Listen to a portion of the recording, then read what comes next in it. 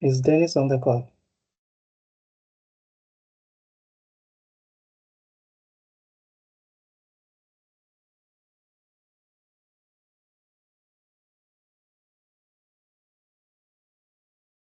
Okay, let me just welcome guys to today's call. Today's call we're going to revolve just around Cosmos DB current, the SDK part of it, which is a TypeScript JavaScript SDK. And previously there were some calls which Dennis was taking us through, and today I'm just going to take you through a CRUD type of session where we are going to see how you can use Azure Cosmos DB SDK with Nest. Nest is just an object-oriented framework of TypeScript. Um, and it's all the same concept. We just want to see how we can consume this SDK with different approaches. So last week, Dennis took us through kind of a functional approach using Express. So today we are going to see it in kind of object-oriented type of programming so that you can see how you can do that. So in case you are new to our user group, um, we have two social media platforms which we are currently active. One is on our meetup. I think I can just show that on our meetup page. So this is our user group, Kenya Data Platform user group. We are part of the Azure Data Tech groups, which is 35 groups in the world. So you can just go there and uh, be part of us. You can join the user group there and even see we have like upcoming events, past events. So once you're a member there, you'll always be getting an email every time we create a call on this user group. The other one is just on LinkedIn. You can just search Kenya Data Platform user group for quick communications. Cool. And also we have our WhatsApp group. So once you join one of the platforms, I think someone will share some links there on the chat. Enough with the user group. So I'm just going to jump into this. So if you have never used Nest, Nest is just a TypeScript, as I said, framework, which will enable you to just develop with TypeScript and create a good backend. So since Cosmos DB is our database, we're going to use this together with our SDK. So if you just search npm Azure Cosmos DB, most probably you get into this page. But also, if you want to read a more detailed documentation on how to do this, I think this is a page, and I'm just going to share a link on the chat. Yeah, there it is. So, and also if you want to see the implementation behind the SDK, I have that here, if I'm not wrong. So,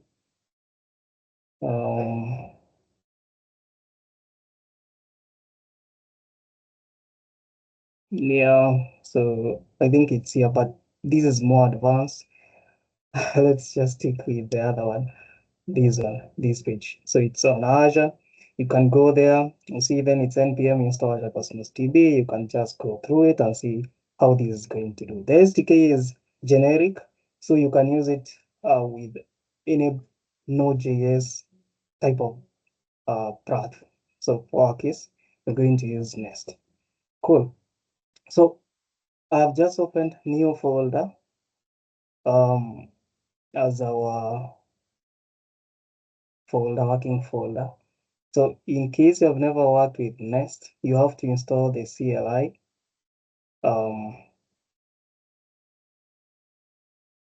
The Nest CLI, which will help you to do most of the things. So for example, if I just go to think introduction, first steps. You see, you just need to do npm install at nestjs/CLI. So CLI will help us to generate some files automatically without having to create them manually. And I'll show you in a second. So cool, I already have Nest CLI installed on my end. So I'm just going to go and write the command to create our app. So we are just going to create a memories app. I'm not sure whether we'll be able to implement all the features, but we shall implement one of the CRUD operations. So nest new is the keyword, and then the name of the app. So we are just going to call it memories, like that.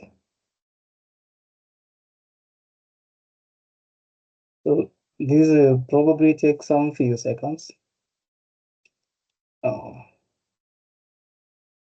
They'll ask us which package you're going to use. I'm just going to use pnpm because it's quite fast. Okay.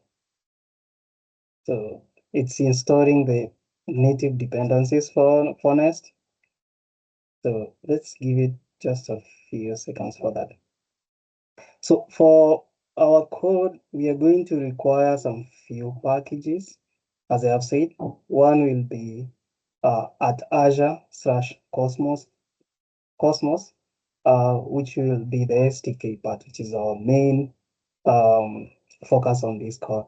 And then we shall have some few libraries to use, for example, class validators to help us validate our data, which is coming from the user. And then at nest config to help us get all the environmental variables well. These are all native packages in Nest, and I shall show you in a second.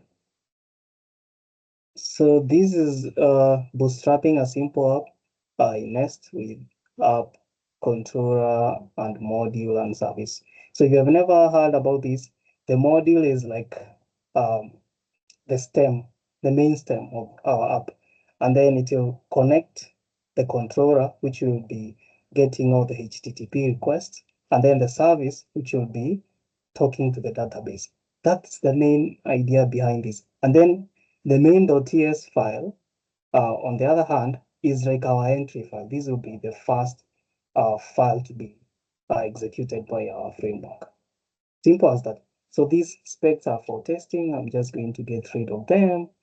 And yeah, this is end-to-end testing. I can also get rid of that. And as you can see, everything is okay. So I'm just going to open these on its own because it's inside a folder to just avoid some few errors, which I know you try to do something and then you're in the wrong folder. So let me just open that. And I'm just going to close this. Cool. So I think I can just zoom in a little bit. That's better. Let me know whether it's okay or I should zoom more, but I think that's better. So our app and these, we can just confirm whether this app is running.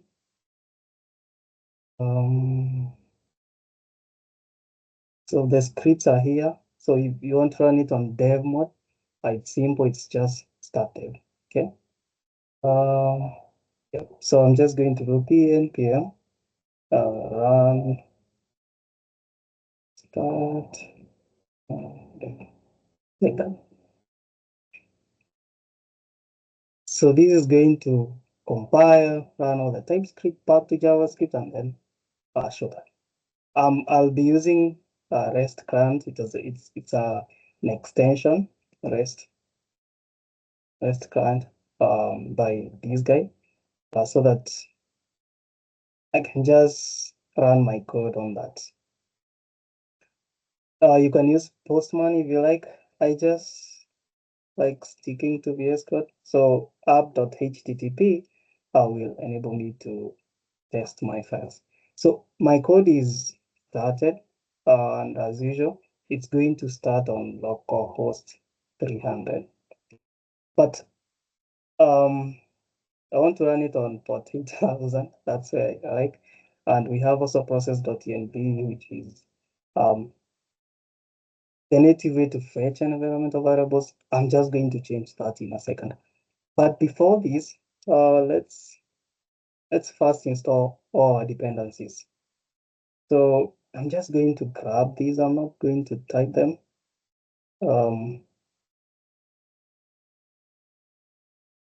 just going to explain them. So next config fetch environmental variables Cosmos DB is our SDK. UUID is going to help us generate IDs, which will save our items in the database with as the primary ID, even though we are using a document kind of database. So we are not going to use any relation, but this is like our primary key, but we shall use it for indexing. So we also have class transformer and validators to help us, and mapped types to help us validate whatever is coming from the user.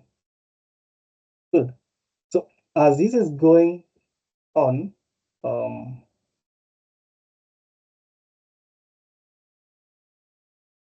me just show you the service, for example, is doing hello world, it's returning this, and then the module, as you can see, what is happening in the module, we have these things we call decorators. Just add some decoration to our code, but behind the scenes are just functions which are running to help us with the monotonous things like uh, instantiating classes. Like if you want to create an object, you say object this is equals to this. So instead of doing that, the framework will do that for you.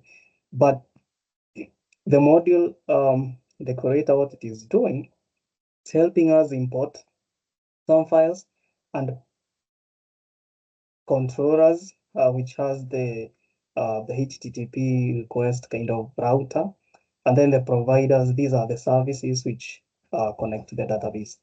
So any folder we are going to create with like module, service, and controller, we are going to combine it into a module and then import that module to this main app.module. So with that, you can be able to create a lot of CRUD operations and then combine them to one part. Cool. So dependencies have been installed. So where do we start? I think the first thing to do is to make our environmental variables ready. So the config module, we usually set it on the app.module. So in the app.module, I'm just going to go there direct and show you how we do this. So in the imports, we are going to import config, the config module, which I've just saved, config, and then call for route. So for route is just a method inside the config module class, and it is going to give us several things like is global to make the environmental variable global. So I'm just going to say it's true. And then for the environmental variables, you have to use the env file path.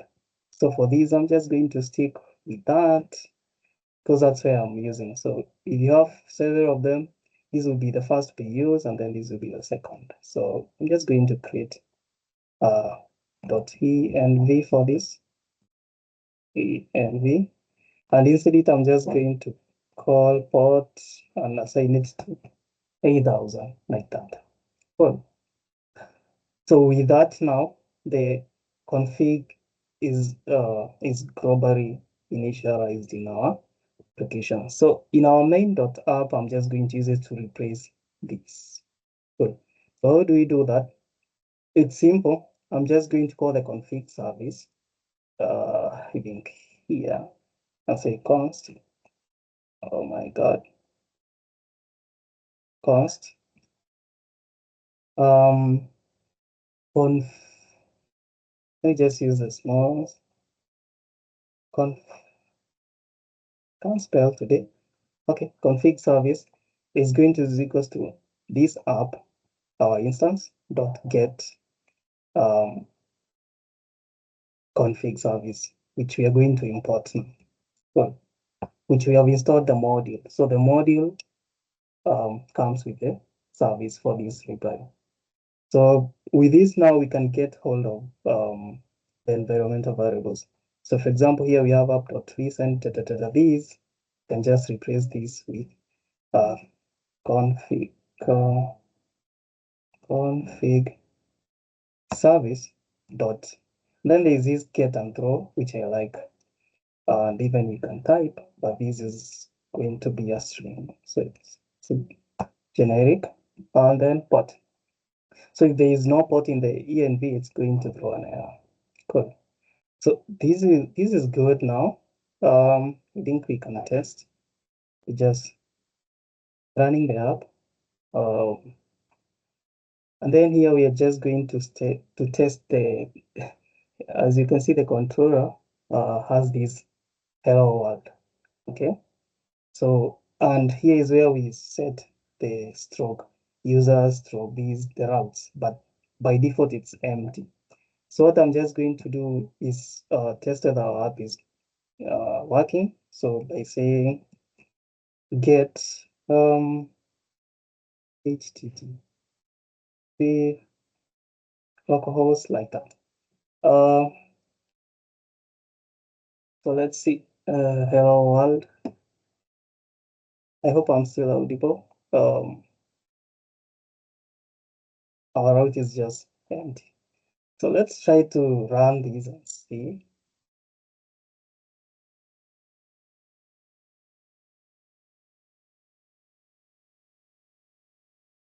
This is 880, sorry, 8000. Run this. Hello world. Yeah, because in our app controller, we have not said like something like, if we have said hello,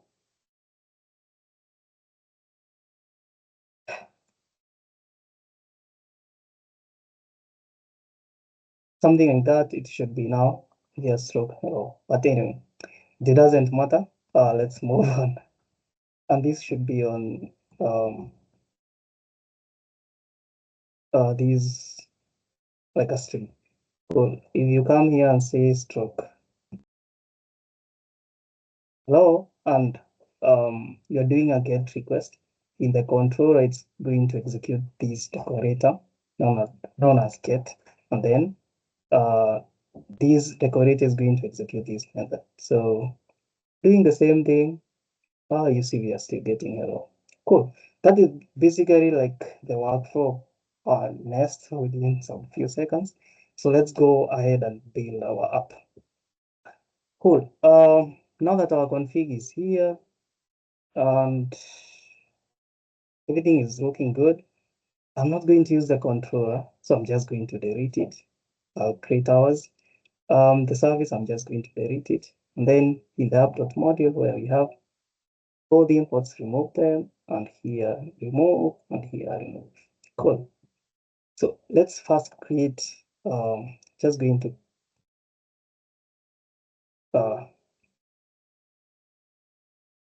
build this first. Let's create the database module, which we are going to create the SDK instantiation and those kind of things. So next, generate module, and then database like that. So this is the CRI part working well. We saw Nest now is going to create a database. As you can see, we have a module here. I set our folder, database module. Cool. So this module is not going to work if we don't have a service. So I'm just going to delete the module and call this service. Okay. So it's going to create a database service for us. It's going to be a file there. And as you can see, it comes with a testing file. I'm just going to get rid of it, and I'm remaining with the service. So the service is going to be, yes, Kimbo, your hand is up. Right, I'd like to understand the command that is NESTG service database. Like, does it symbolize something? So Nest CLI, which is the CLI tools, helps us to create some files using the commands. For example, when you say NESTG is Nest, it's a short form of generate, like the way you do PNPM dash capital D instead of dev dependencies. Okay, so this is Nest generate service. So generate and service are keywords reserved in the CLI, but the Nest CLI which will enable you to create a service. So this file database.service. But basically, you can just click on it and create database.service.ts and add this code. It's still the same thing. Oh, nice. And I understand it. Yeah. So the same with the module. So NESTG module will create a module, which is this file. Okay. But by doing this module is going to be registered to our app.module, which is our main module. So coming here, you see that it has been already been added as an import, and all the importation has been done here. So that is a cool thing by using the CLI.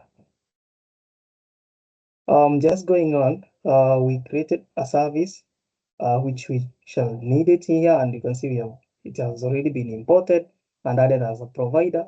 So what I need just to do is to export this service so that they can use with other files. So there's this keyword exports, and then I'm just going to do that. Cool. With that, now this service can be used in other files via the module. So let's focus on the database first. So inside the service is where we're going to do a lot of things. So first, let's import some few things. So something probably I have not said, avoiding to talk about more about Nest, but injectable means that this class can be injected or can be used in other places, in other classes, in short. So the Nest framework will handle the importation and all those kind of things, like creating a new object for you. You'll just use it with ease, and I'll show you how.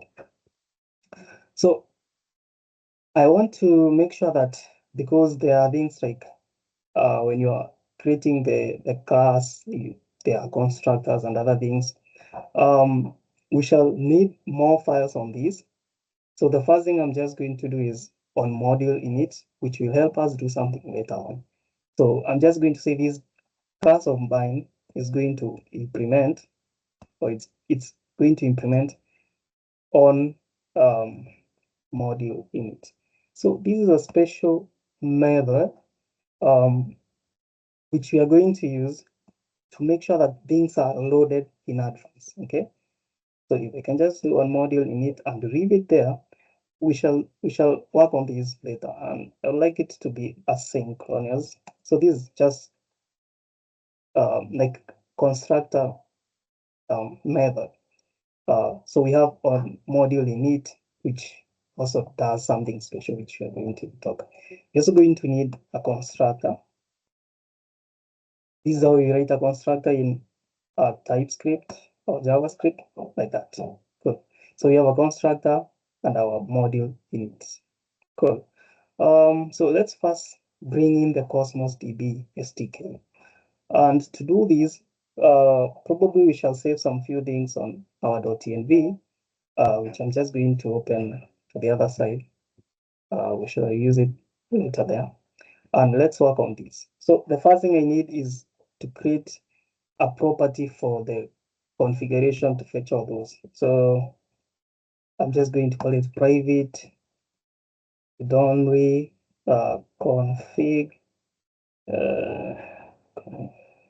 config service of type, the config service library itself. So with this now I can load some environmental variables by using this config service get or throw. Good. This is good now. The other thing now I can do is to structure my class. So I'll probably need private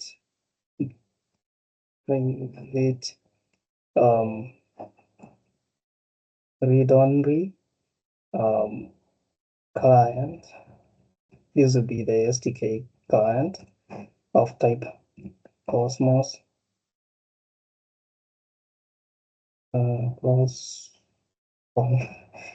Cosmos client. I don't know why it's not showing up. Have we installed? Have we installed the Cosmos?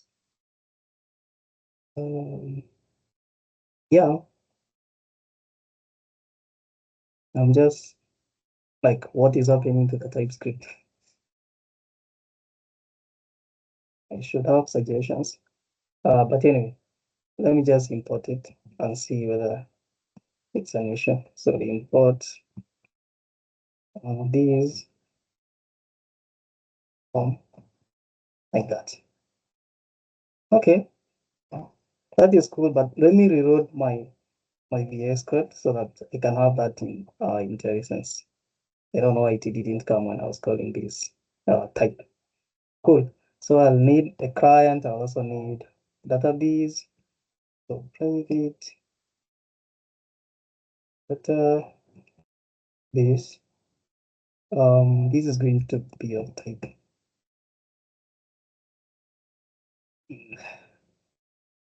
Okay. My TypeScript was a little bit late there. So I'm also going to need, I'll create some containers. So for these, let me just say I'll create a user called like cupcase container, and it is going to be of type container from the SDK. Container, like that. So I have current database and container. I'll probably also do probably for memories. Memories. Okay, cool. So I have my variables there, properties in object-oriented. So let's create now a client. So we need this to be done during the constructor. When we create an object, a database object, we can be able to invoke the client. So this will be simple. We're just going to say this dot client, which is our variable on top there, is equals to new Cosmos client, and let me just close it like that. So that will be our client. So inside the client, we have few things we need to think of, like the authentication. So we need the endpoint. This will come from Azure. I'll show you how to get it. But for now, we need to get it from our environmental variables. So as Copilot is doing this, but I'm just going to remove these and just use a trick.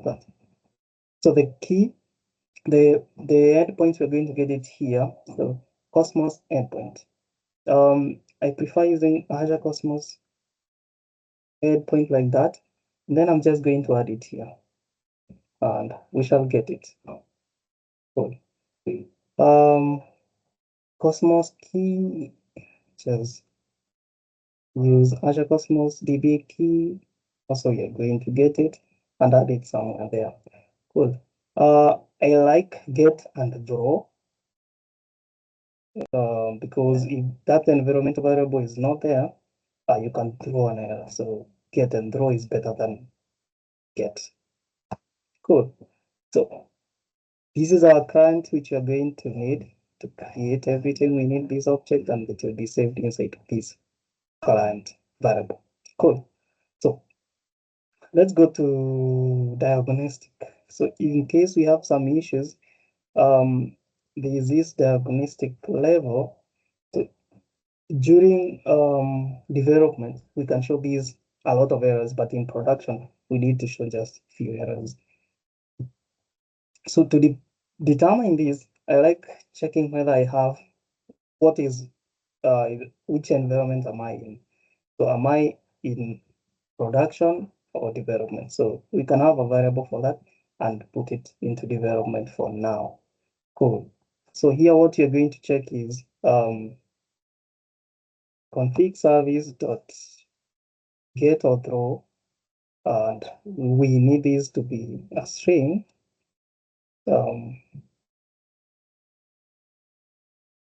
Alt Z to bring this into all lines. So we need to say if this variable known as node environment node environment is not equal to production, what is going to happen is if it's not equal to production, I need to draw some errors. I need to specify which type of errors. So we have something from the SDK known as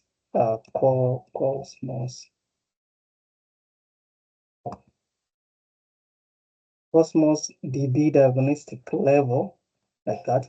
We are going to use this because it is an enum. We are going to say set the level to debug if we are in development mode. Else set this to, let's say, info. Cool, which is cool. So if we are in development mode, show debug errors which are missing. Else show info if we're in production or any other thing. So Cosmos diagnostic level is coming from Azure Cosmos SDK. Cool. Now we have our SDK ready by this. So let's work on some few things. So for example, I need, like when this class is initialized on module init, I need to do something like init the database and containers where we are going to create them. So I need to call two methods. So I need private async, and I'm just going to call this init database, like camel case, like that. And also I need private async init containers. Cool. So both of these two, we are going to use them. Someone tell me how am I doing on the time? Boy, remind me on the chat. I might be carried by just coding. So on module init, I need to call these two methods. Cool. And they are private. So let me just call these. I'm just going to say await these dots init and that. So this will help me to initialize my methods well, because I need to check if I don't have the database, create it. If I don't have containers, create it. Cool. And that's cool. Let's now go to creating the database. So how do we do this? So this is easy. So I'm just going to say const db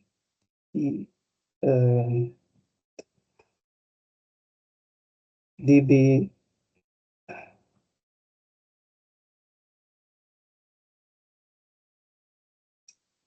name is equals. Let me just call the config service because I want to get this from my .env. I don't want to just hard code it. So this config get or throw Azure Cosmos DB name. Cool. Is something I'll provide here, like this. And I'm just going to call it memories DB. Cool, like that. These others we shall provide in a second. So I have my database name. So how do I create it? So this is simple. First, I'm just going to receive an object known as database, which is going to be equals to await. These are synchronous actions. So I'm just going to await my client, this dot client dot databases dot create if not exist. So if it's not existing, I'm just going to create it and then I'm going to give it its name here. So it's just ID and then DB name. I'm not going to set throughput, but you can, for now, that's not our focus. So I have created my database if it doesn't exist via the client, which is on top here, which we have already instantiated here. So with that now, I can just set this to that variable. So this database, which is this variable on top here, will be set to our new instance of database. Cool. That sounds good. To just confirm whether the database is created, when you run this code, you can just console log the database. This returned object has ID. So that will be there for us to confirm. For the containers, it's something similar. So let me just say cons. Let's start with the users one. So I'm just going to call it con. Today I can type container. Is going to be equals to await. These now, since we have a database, we can use the database to create the container. So database dot containers dot create if it doesn't exist, and here we shall put some fieldings. So since I want this to be for users, in TypeScript or JavaScript, you can rename this name to something you like. So I'm just going to call this user container like that. Cool. So with these, I can specify some few things to the container, things like partition key, and those kind of things. So the first thing I need to put is the name of the container. So the ID property helps us to do this. I'm not going to fetch this from the env. I can just hard code it. I'm just going to call it users. So users, and then the partition key, which will help our container scale well, gives us two things, the path version and the kind. So let's start with the path, which I want my container to scale well. So ID, which will be a property in my item, which I want to save in the database for users, will be like my primary key or my partition key. So I'm just going to call it ID like that. Cool. With this now, I can say which type of version of the partition key I want to use. And we have some cool way to do this by just using the enum from the SDK partition definition version dot. I'm going to use version 2. Cool.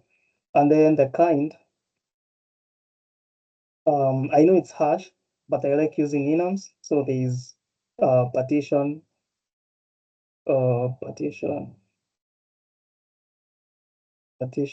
key kind, which you can say dot hash. So I'm just going to use hash.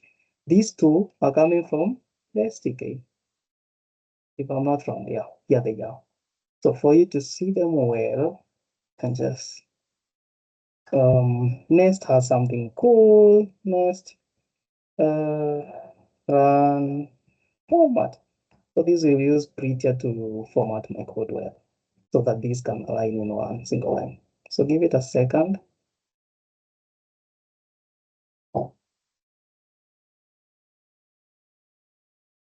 Oh, I mistyped something. Nest run, not nest. PNPM run format. And there it is. Cool. You can see now they are cool. You can see them well. Cool. Now we have our container well. The partition is good. The kind is good.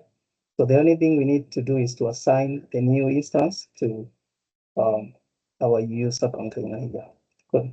So this is easy peasy. We can just do this dot user container is going to be equals to this user container here. Cool. And we can also confirm these by just doing console.log, blah, blah, blah. I have something here we can just use like that to check whether the container has an ID which will be returned. So this looks so similar to what we're going to do with memories. I hope we'll have time for that, but so instead of container, we are going to call it memories.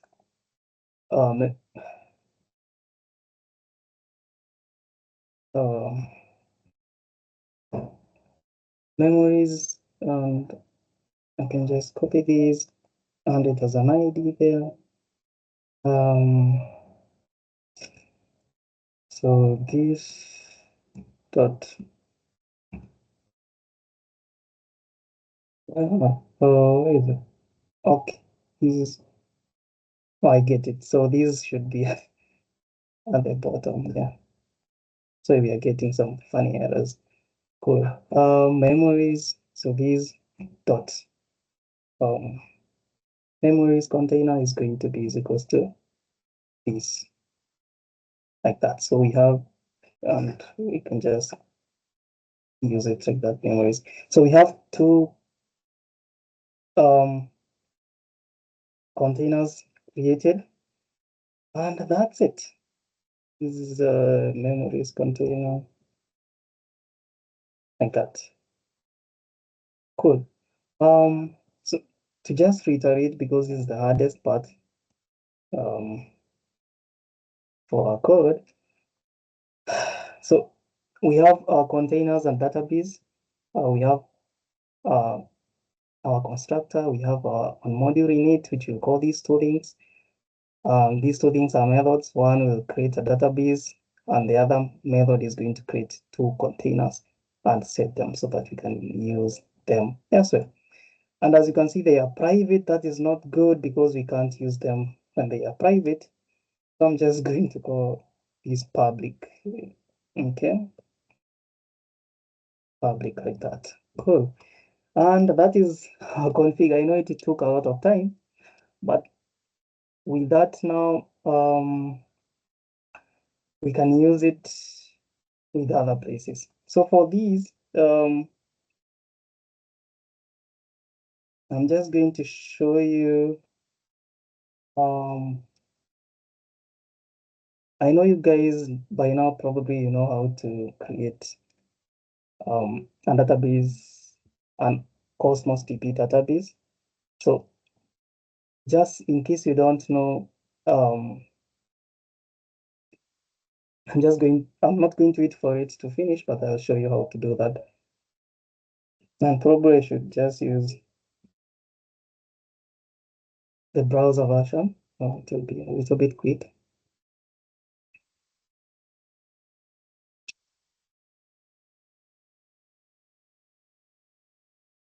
Okay.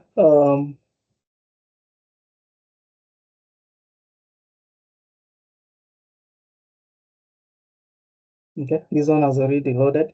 So you just come, let's say you have your resource group, you just need to come and create, or you can just search here and create your Cosmos DB database automatic. But I don't know, my internet is a little bit slow.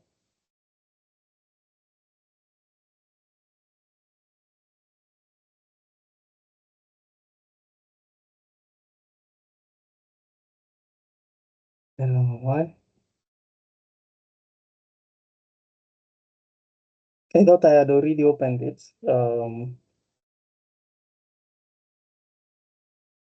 But let's wait.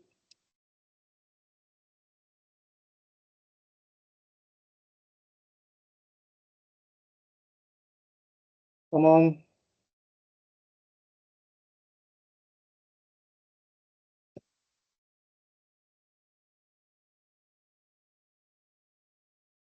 Cool. So just in case you have a resource group, or you can just go ahead and create. I'm going to skip that part. Um, I'm just going to show you how to create the Cosmos DB. I know by now you know. So you just need in your resource group, click on create or just come here on top and search. I'm just going to do it the old school way. So I'm just going to go to the databases. So you can just search Cosmos DB. Um, and filter by that. So you get these three. Go with the Azure Cosmos DB, click create. So this is going to take you to a page where you're supposed to use the API. Choose the API you want to use. We are dealing with the Azure Cosmos DB for NoSQL. It's the only one which is supported by the Azure Cosmos DB SDK. So you come create. Cool. And here you have to give the workload type. I'm just going to use learning. for this. Enter account name. You can just write whatever. I'm just going to use a dummy one, but just write a meaningful name. I'm just going to use serverless so that I can just be charged for whatever I do.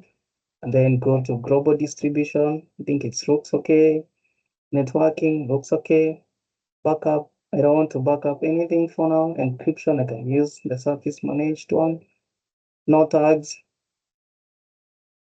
Review and create. So it's going to review whether whatever you've provided is good, and then press create. So that is going to create your Cosmos DB.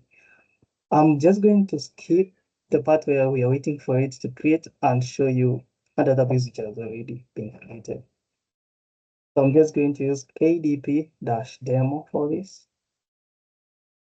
So for this, when you create a database, it will look something like this. So the most important part is keys. Okay. So for the keys, there's this URL, which I'm just going to copy. And then there's a primary key, which I'll also copy, but I will show you. So inside my .env, Cosmos DB name, I have already provided Azure Cosmos DBS endpoint. There it is. The key, which I'm not going to show you, I'm just going to copy it and hide while I paste it and then close. Okay, cool. So I have it on my .env. You have to trust me on that.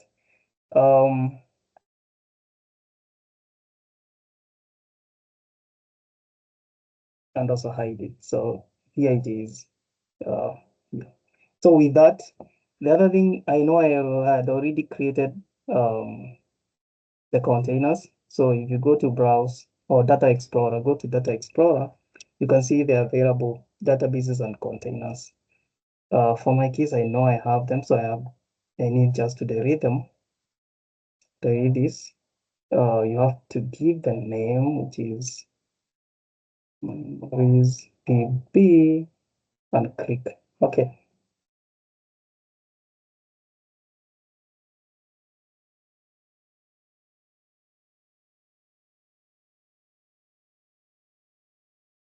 Okay, boy, are we doing good on time? Yes, we're still good on time. We have like 30 minutes remaining. That's awesome. Okay, so I'm just waiting for the database to be deleted instead of creating the whole process. It takes a little bit of time, so this is easy. But as you have seen, I've showed you where you get the credentials, which is important. And on the Data Explorer, this is where you see, for example, memories DB as a database, memories and users which are already being displayed. These are the containers, but I'm just going to delete everything. So this is going to take some few seconds. So while it is deleting, I think we can just continue to do other things on that topic. Cool. So now we have our database module and the data are looking good. So what we need to do, I need to now create these, we call them resources in Nest.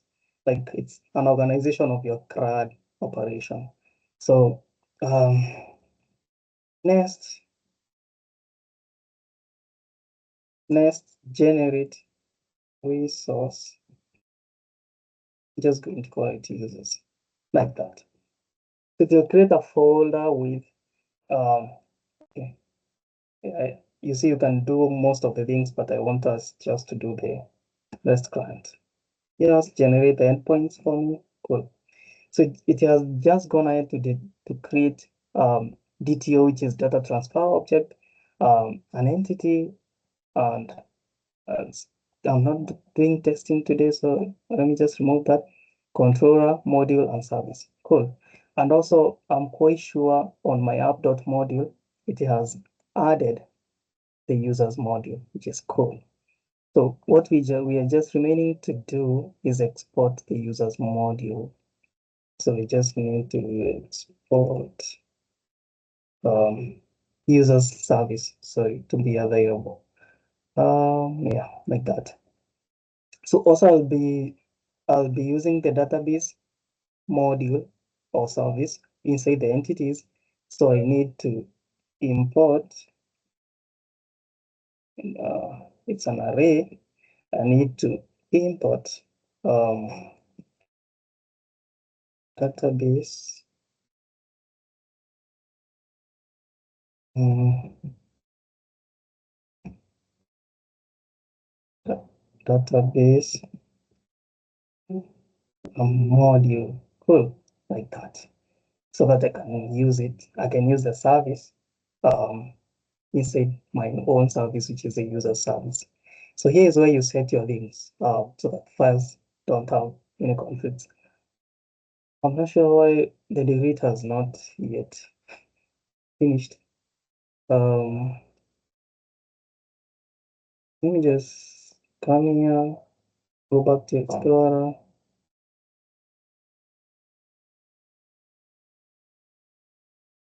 Probably it is done. No, it isn't.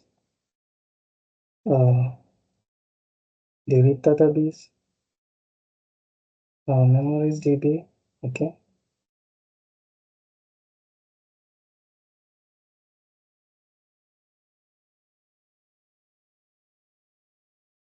This is a little bit fun, but let's continue.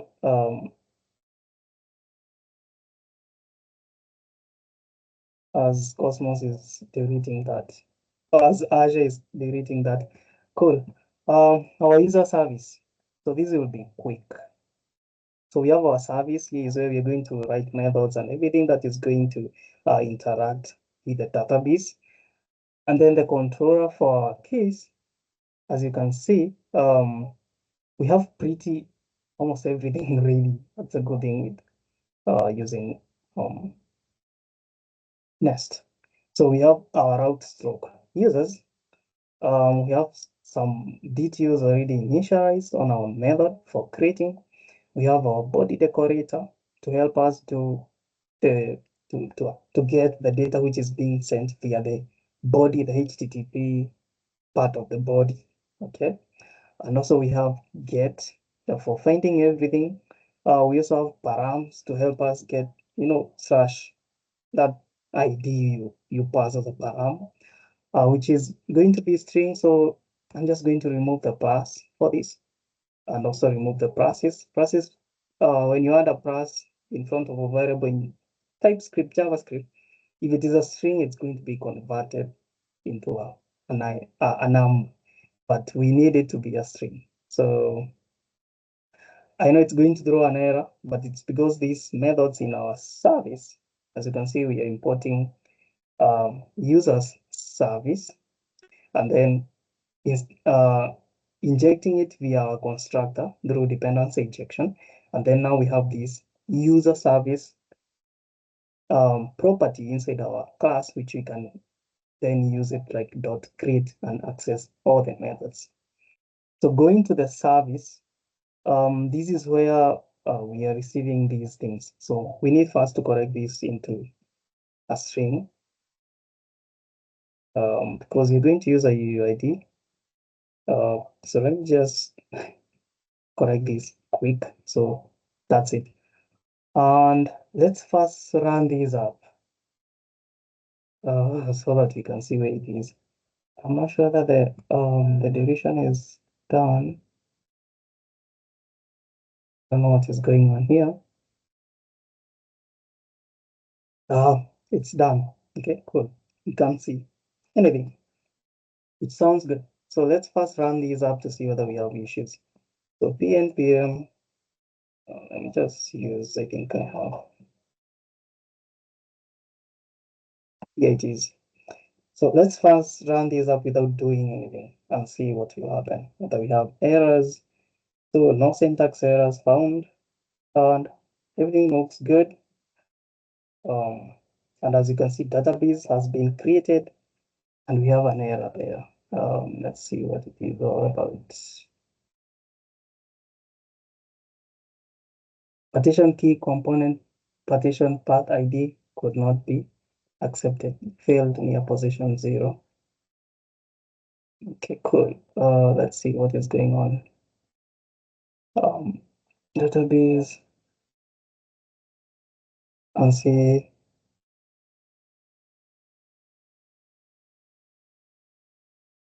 Okay, so what we did wrong, we missed to add just a forward slash because it is a path, not just a string. So reloading that, let's see, database has been created, container is ready, and the other container is ready. Just confirm that real quick, refresh this.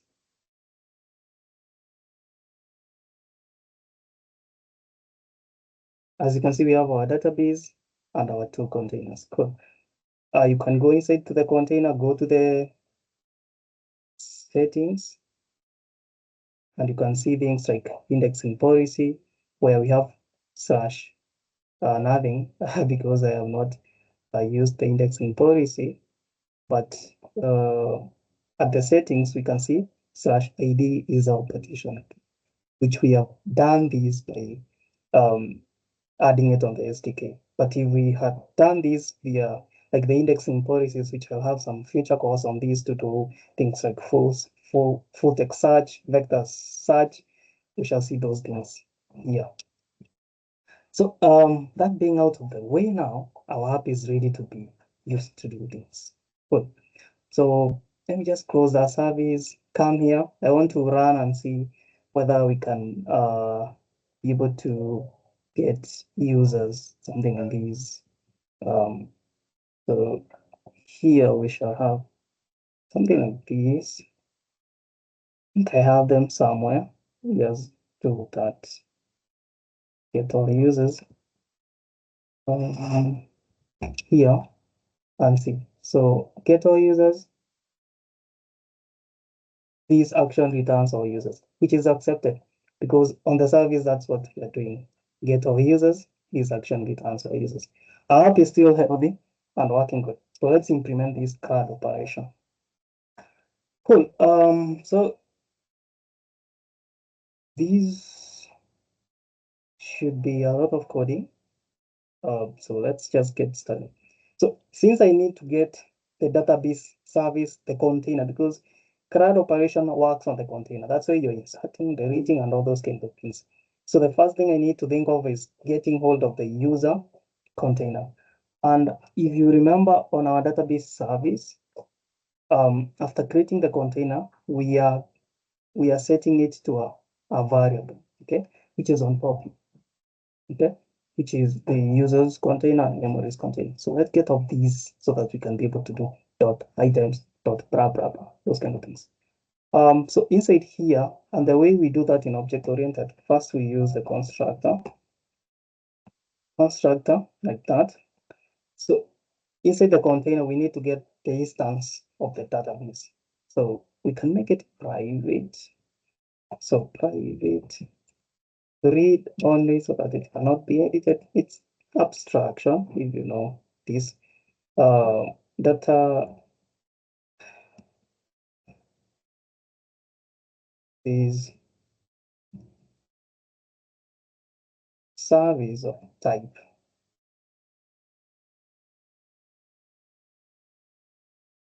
Service, where is this? Service, cool, like that. So we have our database service. Nest is going to do the initialization, creating a new object for us, all those cool things.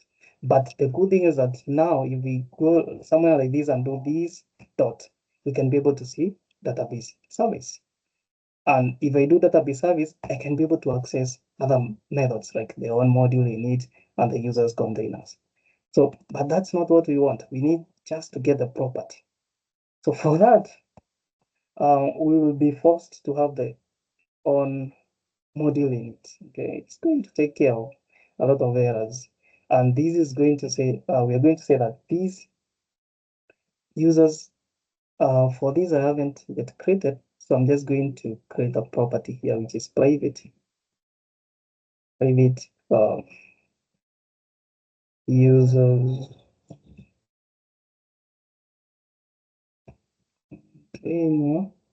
of type contain. By the way, I like type safety, typing everything. So I have these, so we can just go to these dot. Now we can be able to see our users container there is going to be equals to what?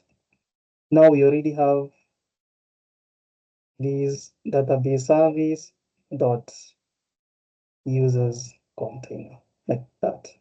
But so this is how we initialize it better than doing it on the constructor. On the constructor, you're going to get some errors like, hey, this was not ready when I was calling this.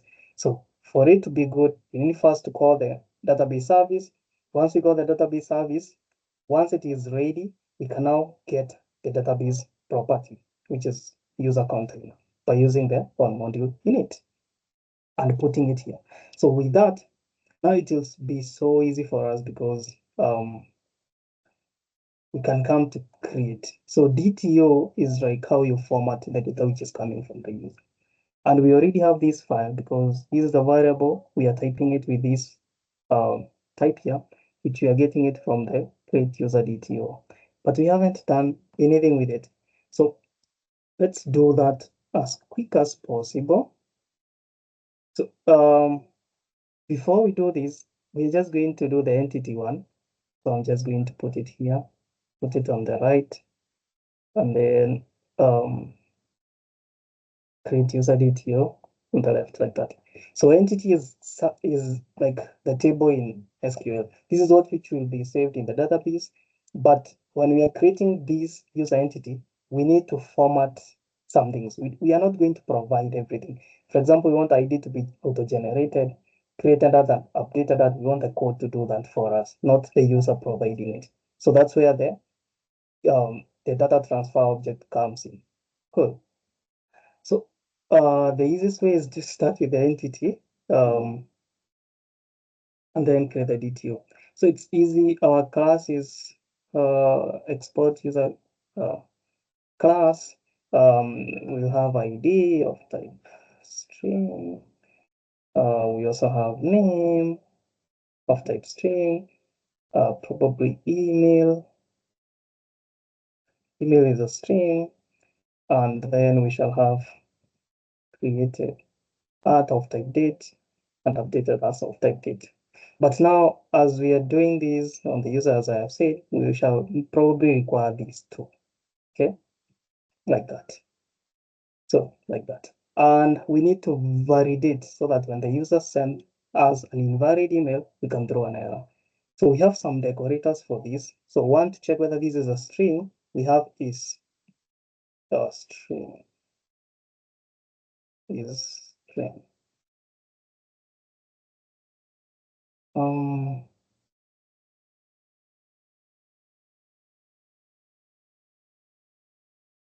Supposed to be string. Import this. Let me first kill my app a little bit. I'm not getting type safe well, and I'm quite sure we have installed the class validator library and the mapped types because that's where we get those things. Yeah. So let me just import it manually. So we import these from class validator. That I don't know why it was throwing. It was not coming automatic, but anyway. So on the email we have at is email. So this will take care. So there it is. It will take care for us to check whether this is a valid email. So with these two, our create DTO is okay. So for our update DTO, as you can see, update means that you can update some part of your create DTO. That is like the username or the email. For that, we are using the partial type. Nest does this for us. So partial type is going to say, hey, the create user DTO can have some parts of the full video. So for this, I'm not going to do anything. What I'm just going to do, what I like doing is just creating index.ts to import both files and export them. So with this, I can just do export. Come on, export all these, copy paste. For this, I want it to be for the update, like that. So this file is going to import them and export them. Why? Because I want in my user controller, instead of having these two files, I have one. So the update one, I can just cut that and then use it like that, and then remove that. Okay. Has now exported member update user detail. Oh, this is coming now from the root direct because I have index. I think you know these. You can say slash index or leave it like that.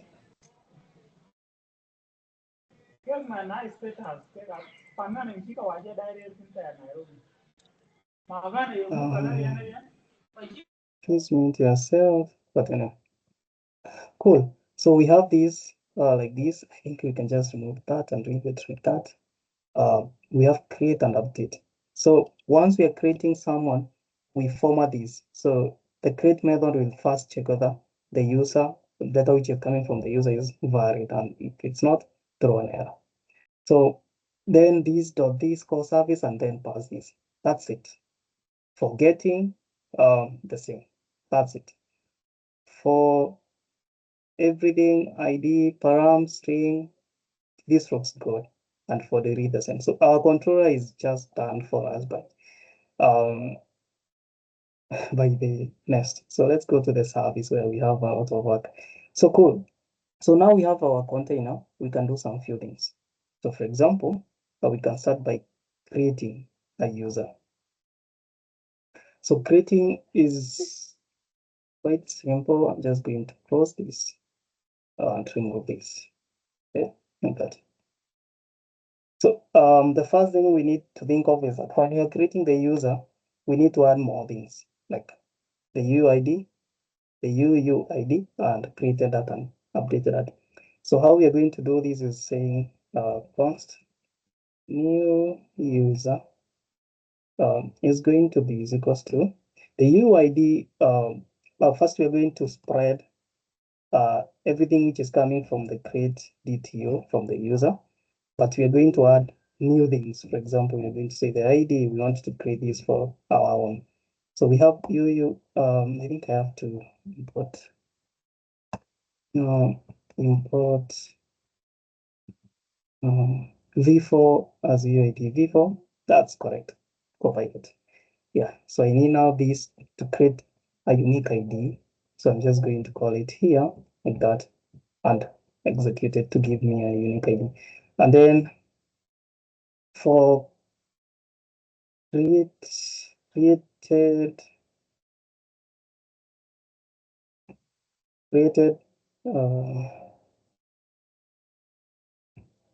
that, I'm just going to say this as equals to new, new date, like that. Okay. For the updated one, something similar. So I'm just going to do that.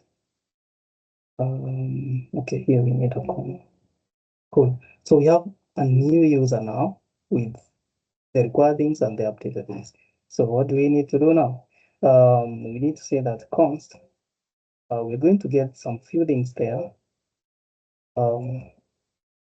This is going to be equals to wait this dot container dot items dot create and pass in the new user. As you can see, our wait is drawing an error because this is not asynchronous. We need to make it async.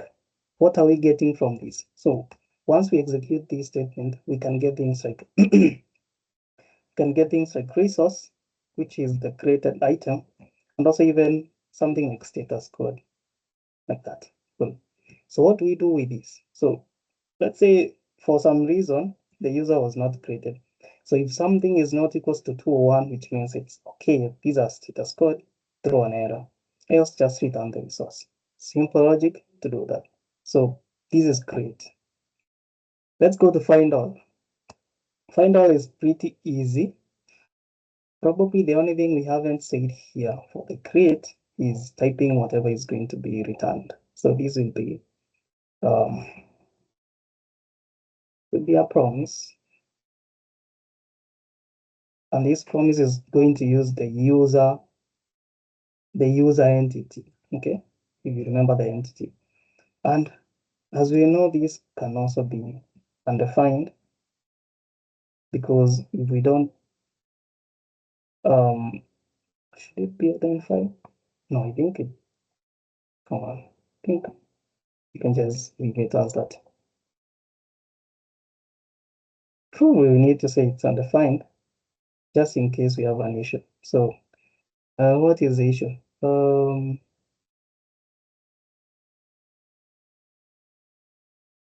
Mhm. Okay. So it is showing that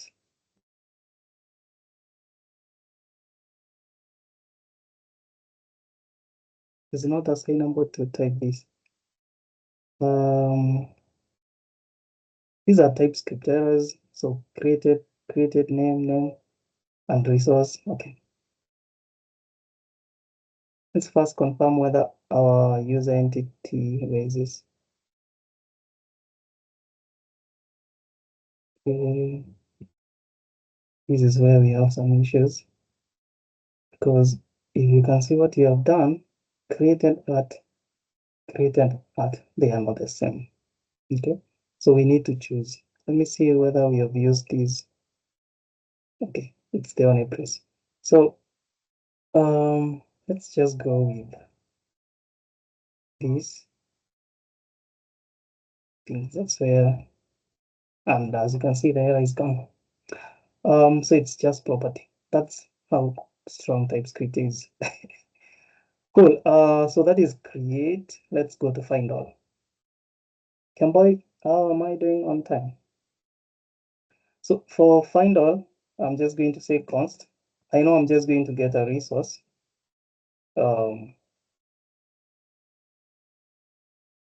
Okay, we then have some 2 minutes too.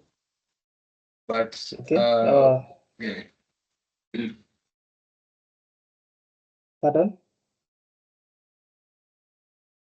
Okay, So I said that we have some 2 minutes left. okay, cool. So for finding all, the SDK has this method known as items. So the first one we use is also items dot create. So also items dot read all. That's what we're going to use, and then read all can be appended to dot fetch all. Okay, so we're going to read all the items and then fetch them. So make this thing to remove that error, and also we can check that this is enough. So why is it component? Oh, not declared. Okay. So if the resource is not there, we can say we have an error, else just return resources. I think that's cool. And is it resources? So resources. Cool. So this is all we do for fetching, and we can type this as promise of an array of users. But as we know, these won't correspond well. So we have to say the resources as user array, our entity. Cool. We have typed the resource. So if you hover on these, we should be able to see that we are returning a promise of that. Cool. That is finding all. Let's go to find one. And I would like to say this is not just find one, we are finding via ID for now. Today we are not going to do with the SQL specs. We're just going to do the normal find with the ID. Oh, so what is going on here? We need to say that this is const. We're also going to get resources.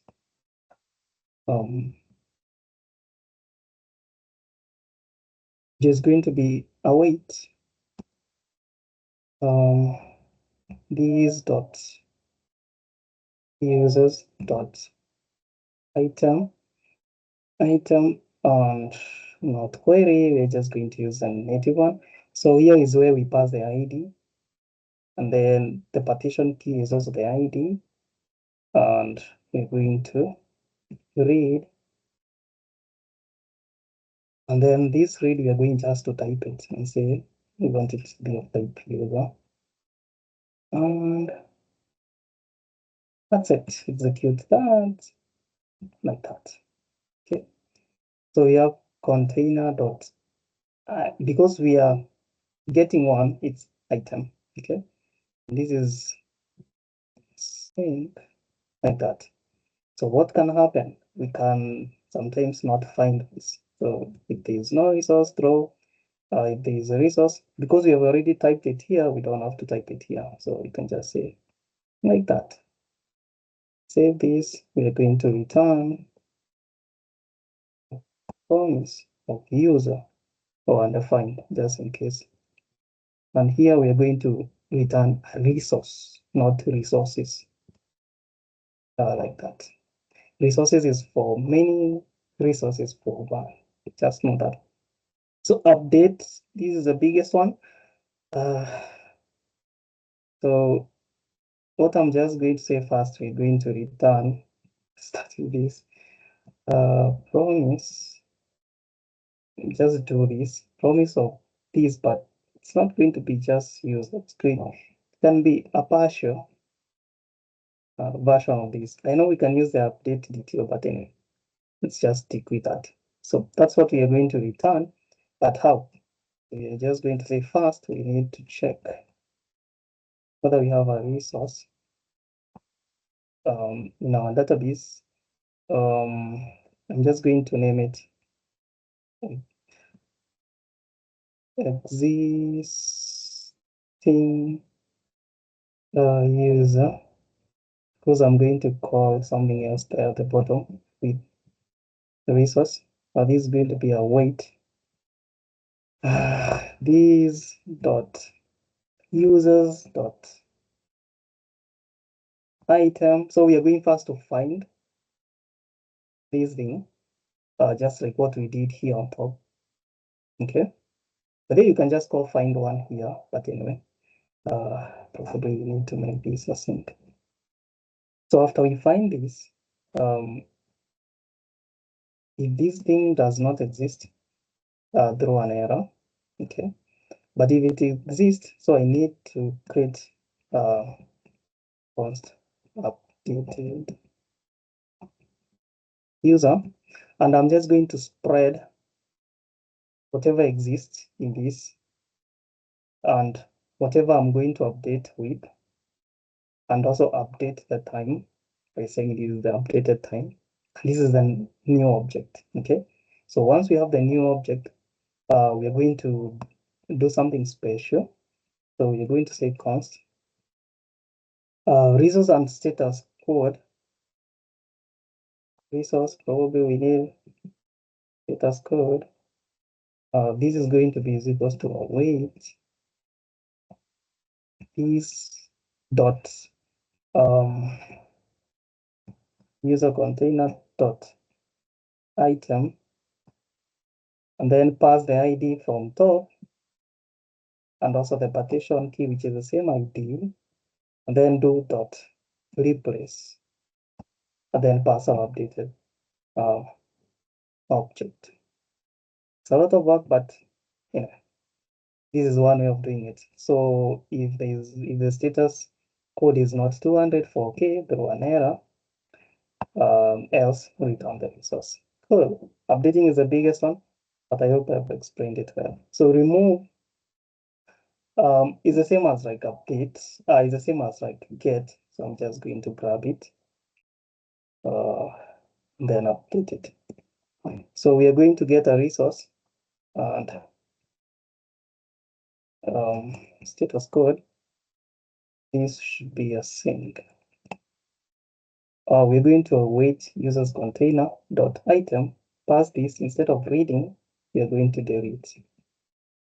Okay, like that. So after the rating now, we can check. So if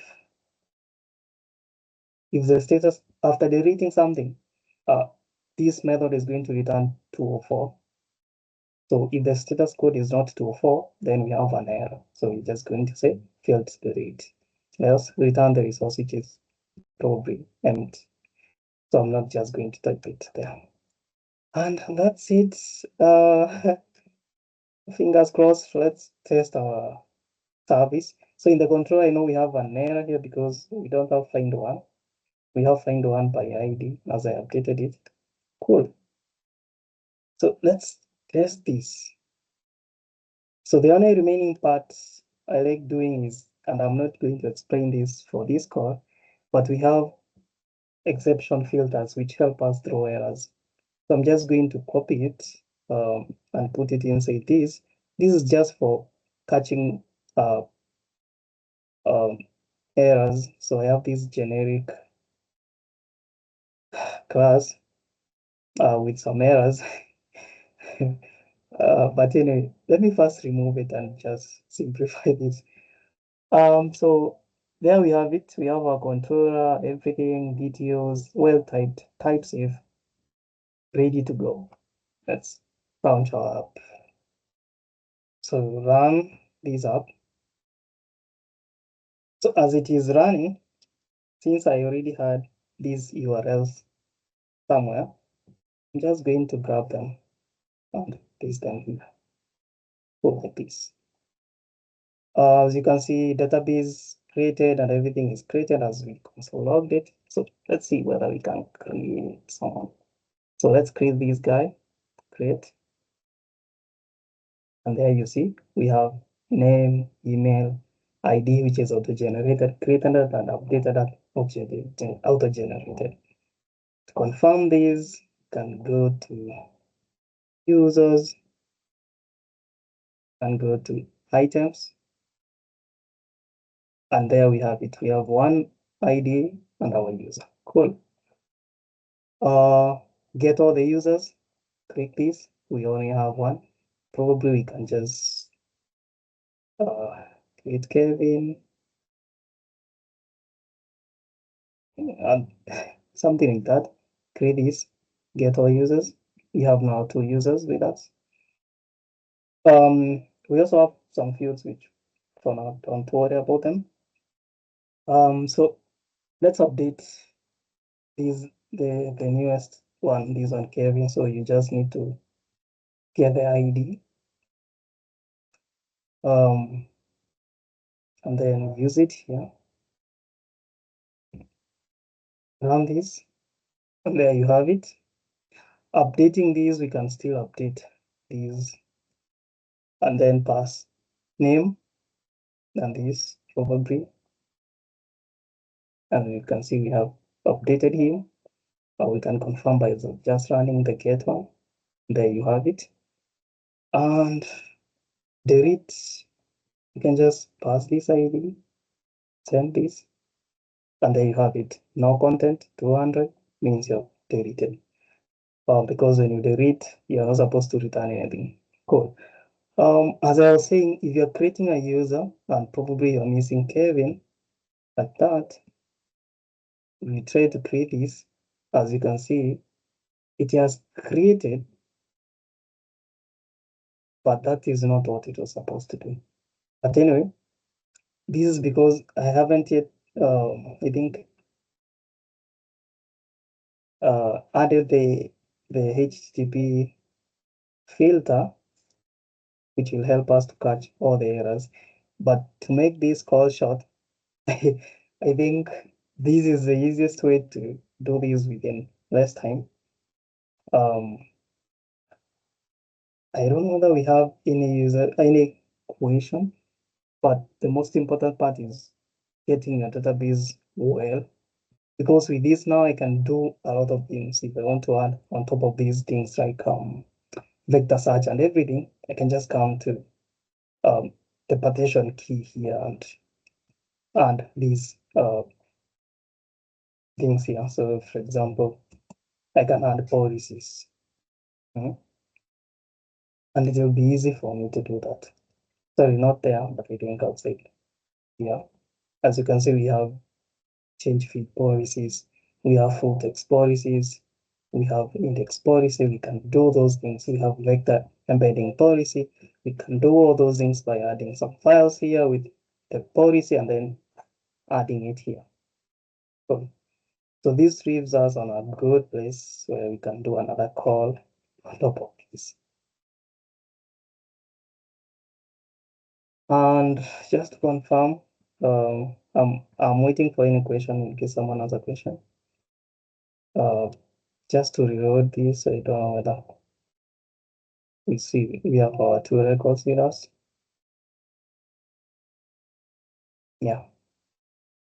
The other one I created with some errors here, but the class validator, I think it didn't catch it. But I'm not going to debug right now. I know thing is not on our side. But that's it, guys. CRUD operation, Cosmos DB SDK. Any question? Yes, I saw Imani has raised his hand at drop, so I don't think. Imani, are you there? Can I ask you a question? Hi. Yes. Yes, go ahead. I was just asking, was the session recorded so that we can review what was taught? Yes, the session is recorded. I'll share a link to the YouTube page for user group where you can watch this video. Yeah, everything is recorded. Okay, we appreciate your effort. Okay, thank you so much.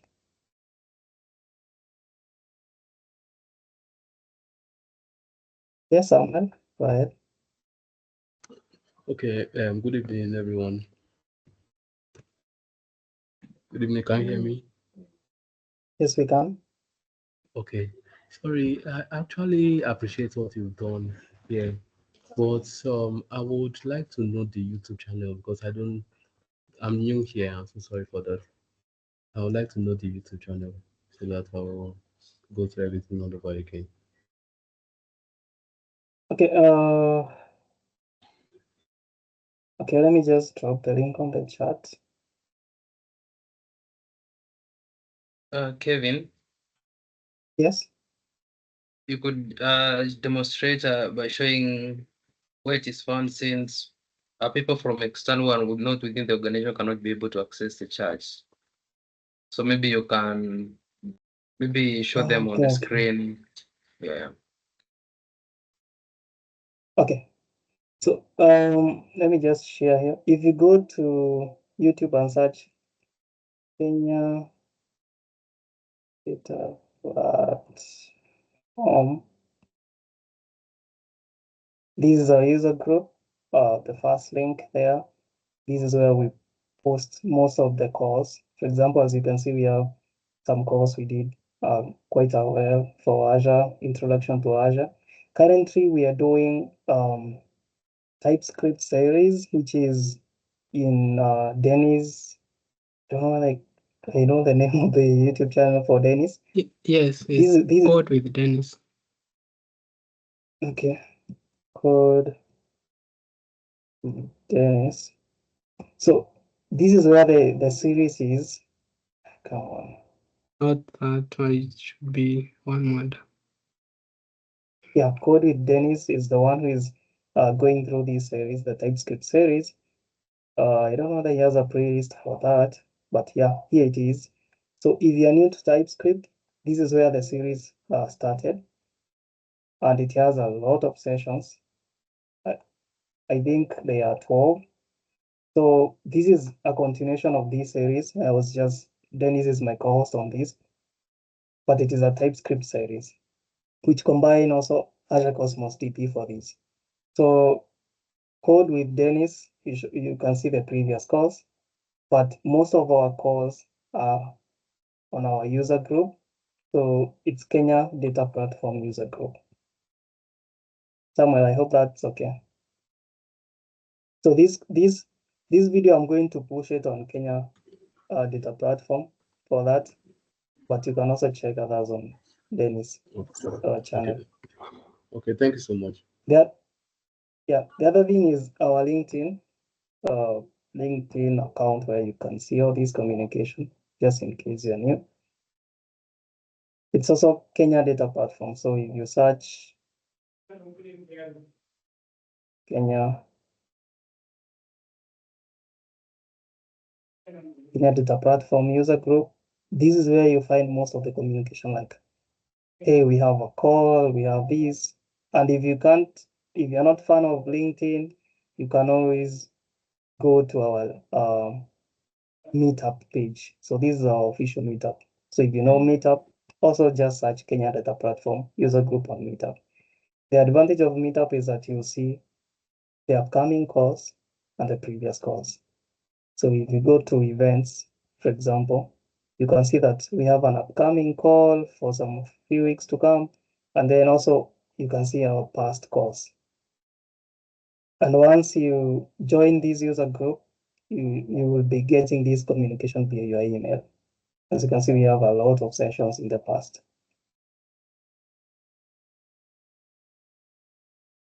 That's it. So thank you guys for showing up. I know it has been a lengthy call, but I'm going to share this recording and a GitHub repo for this. Someone please to share a way to join our user group via WhatsApp. Also, that's where we share most of our things on the chat as I stop the recording.